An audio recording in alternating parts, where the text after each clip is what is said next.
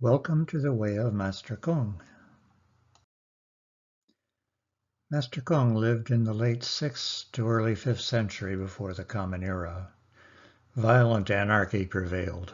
War is seeking unity through force, resulting only in suffering and horror. Chaos. Master Kong asked himself, what holds a society together? How can we keep from destroying ourselves? Traditional societies are held together by kinship and custom, ways of acting that are simply taken for granted. But those had been forgotten. Master Kong set out to retrieve those traditions, to make conscious and deliberate what once had been taken for granted. So he retrieved ancient classics, among them the I Ching, the Book of Changes. That was a key to divination, discerning the correct way. There, he found that chaos had a bright side. It is initial difficulty, movement in the midst of danger, says the I Ching, which gives rise to great progress and success through firm correctness. Tell us then, Master Kong, how does one attain firm correctness? Confucius says, start with yourself. Okay, start with yourself. Look in the mirror and ask yourself, who? But Master Kong did not have a mirror. So ask yourself, what makes you who you are? What factors are essential for a person to be himself or herself? Think for a few moments, and then be ready to compare what came to your mind with how Master Kong would answer that question.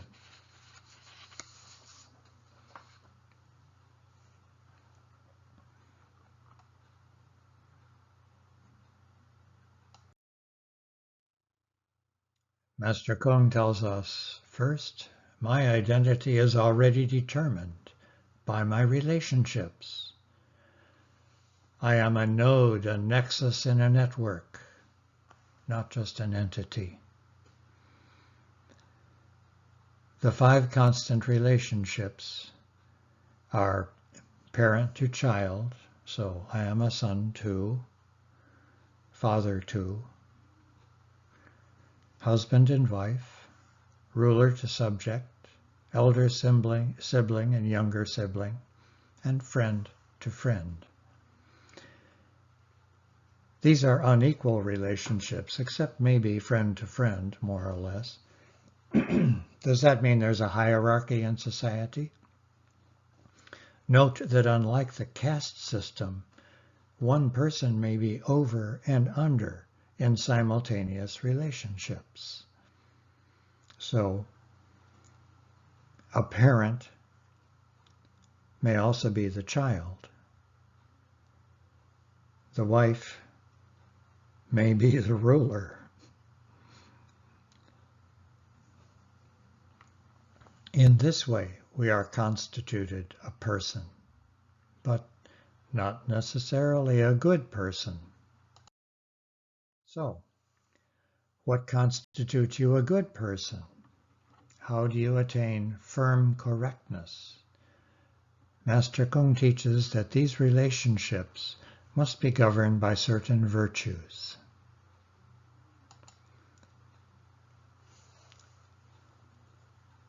Li means propriety or proper comportment. On the one hand, it means etiquette, and the Book of Li reads in part like an Emily Post or an Amy Vanderbilt.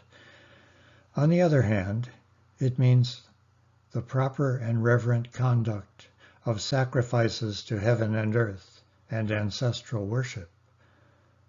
You see, the ancient folk religion of China lies in the background. On both sides, the point of Li is to harmonize one's inner being with one's outer obligations. A key component of Li is Shao, filial piety, reverence and care for one's parents. Shao also calls for reverence toward one's ancestors. Such reverence binds people and times and places into continuity.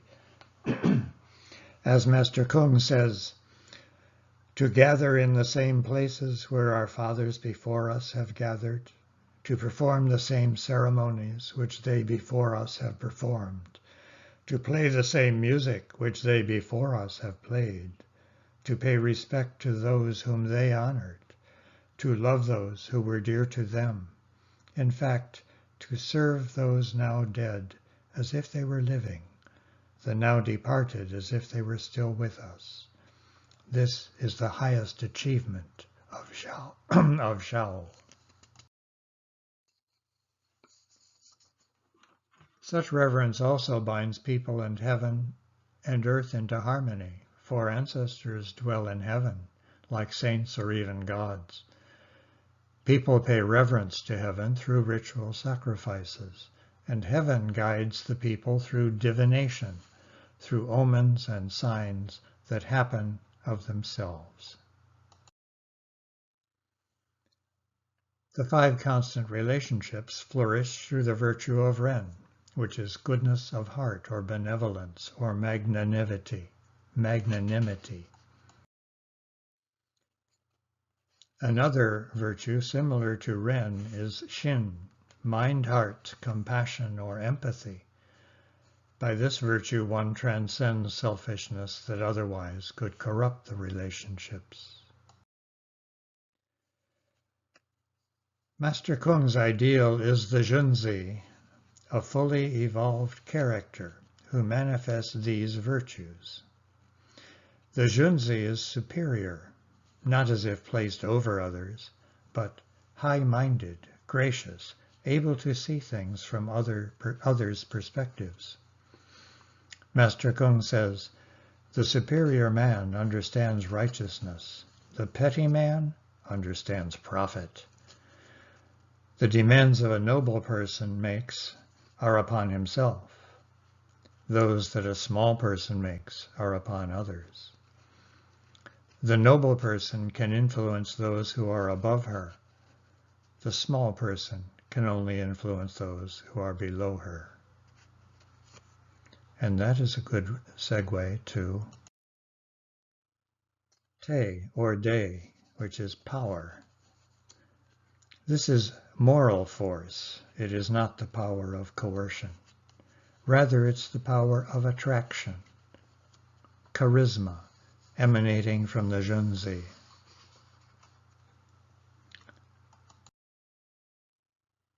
Master Kung's project is to suffuse the five constant relationships with these virtues. Begin with oneself. Seek to attain these virtues, and so foster inner harmony. Master Kung says, the journey of 1,000 li begins with a single step. As you attain harmony within yourself, you foster harmony within your family and your household. As your family and household attains harmony within itself, you foster harmony within your neighborhood. Harmony in the neighborhoods brings harmony to the village. Harmony in the villages brings harmony to the district. Harmony in the districts brings harmony to the nation. If this happens, says Master Kung, there will be peace throughout the world. And the root of peace? Master Kung says, from the Son of Heaven down to the common people, all must regard cultivation of the personal life as the root or foundation. There is never a case when the root is in disorder and yet the branches are in order. So what is ultimate for Master Kung? Harmony among heaven, the people, and earth. So in the end, ultimately, Li, that virtue that at first looks like etiquette, actually points a person along a path to cosmic harmony. Harmony.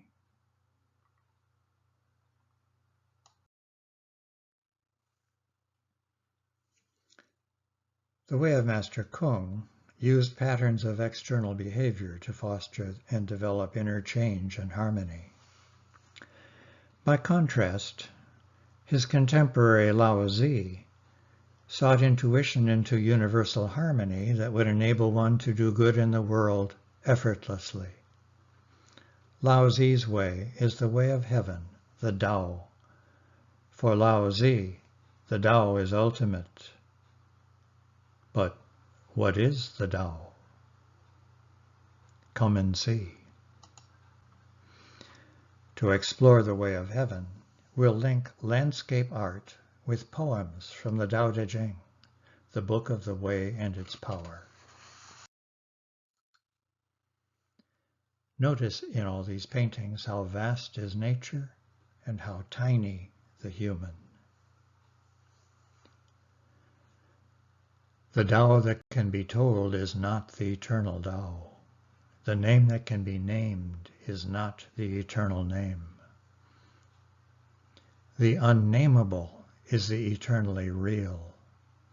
Naming is the origin of all particular things. Free from desire, you realize the mystery. Caught in desire, you see only the manifestations. Yet mystery and manifestations arise from the same source. This source is called darkness. Darkness within darkness, the gateway to all understanding. The Tao is like a well, used but never used up. It is like the eternal void, filled with infinite possibilities. It is hidden but always present. I don't know who gave birth to it. It's older than God.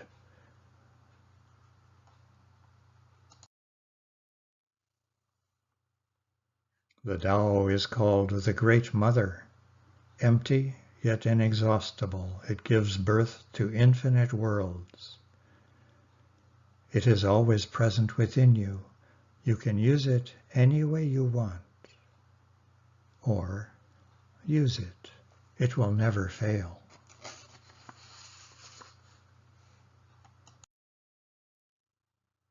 The Tao is infinite, eternal. Why is it eternal? It was never born, thus it can never die. Why is it infinite? It has no desire for itself, thus it is present for all beings.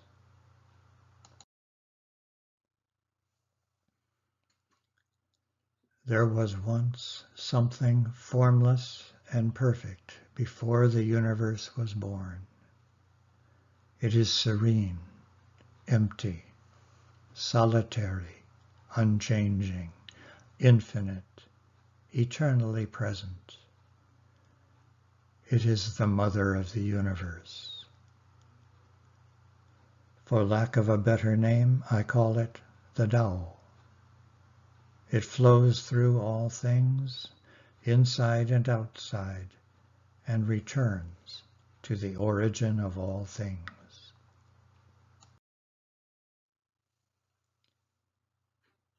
The great Tao flows everywhere. All things are born from it, yet it doesn't create them. It pours itself into its work, yet it makes no claim.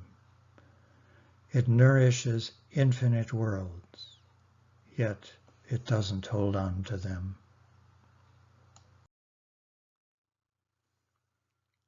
Since it is merged with all things and hidden in their hearts, the Tao can be called humble.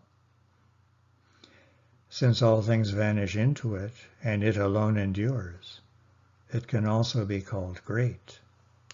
It isn't aware of its greatness. Thus, it is truly great.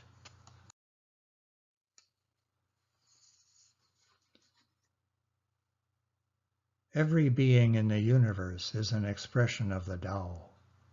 It springs into existence, unconscious, perfect, free, takes on a physical body, lets circumstances complete it.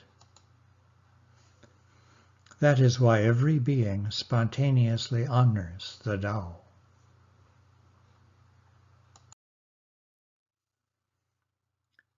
The Tao gives birth to all beings, nourishes them, maintains them, cares for them, comforts them, protects them, takes them back to itself, creating without possessing, acting without expecting, guiding without interfering. That is why the love of the Tao is in the very nature of things.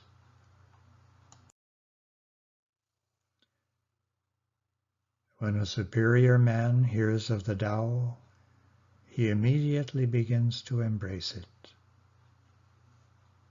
When an average man hears of the Tao, he half believes it, half doubts it.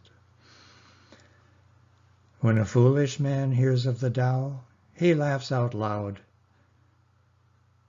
If he didn't laugh, it wouldn't be the Tao.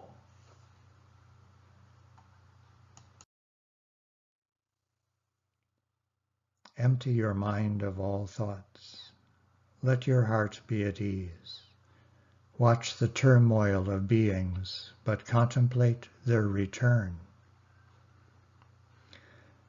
Each separate being in the universe returns to the common source. Returning to the source is serenity. Immersed in the wonder of the Tao, you can deal with whatever life brings you. And when death comes, you are ready.